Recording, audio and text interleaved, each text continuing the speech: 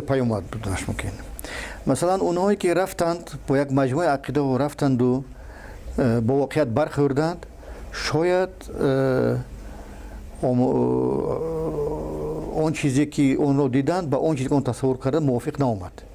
Шояд онҳо аз фикрашон мегашта бошад, шояд онҳо дар надомат гарданд, шояд ба гуфти арабо ҳайбатуломол шавад, яъне диданд ки ин чизе ки барошон талқин мекард ва он чизе ки ҳаст ҳеҷ як вай омад барои пеш бурдани кори масалан мардуми мусалмон, вале дид ки дастгоҳе шуданд дар дасти дигарон бар зидди худи мусалмонон.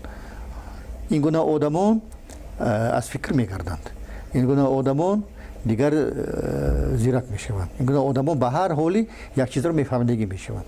Аз ин гуна одамон ягон хавфи барои Тоҷикистон нест, чунки онҳо ворид шуданд, диданд ва рӯй гардонданд.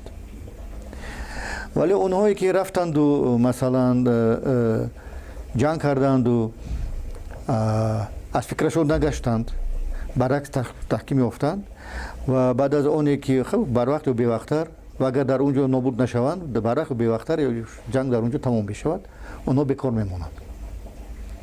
Ва агар бо ҳамон маҷмӯи фикрҳои ва он малакаҳое ки дар ҷанг пайдо карданд ба Тоҷикистон баргарданд ё ба Осиё Марказӣ баргарданд, албатта онҳо як аз онҳо дар ташвиш будан лозим аст. То андоза чаро? Чунки он одам ки одат кард, агар мушкилае диду ва тибқи дархосташ ҳаллу фасл нашавад, тарз ҷалб карданӣ мешавад ки бо авзору бо имконоте ки дигар касб кард барои манфиати худ истифода бурда намешавад. Он вақт яке аз омилҳои нотинҷиву ноорумӣ мешавад. ин як. Сеюм гурӯҳи мардум аст. Онҳо чизҳои навро дар пеш бурдани ҷангҳои чирикиву дигар омӯхтанд. Чаро давлати тоҷик ми қазоқ ми қирғиз барои таҳкими артиши худ аз онҳо истифода набарад? баъд аз албатта тафтишоти гуногун. Чаро? Онҳо услубҳои навро омӯхтанд, истифодабарии васоити гуногунро омӯхтанд дар ҳамон дар он майдони ҳарбу зарб.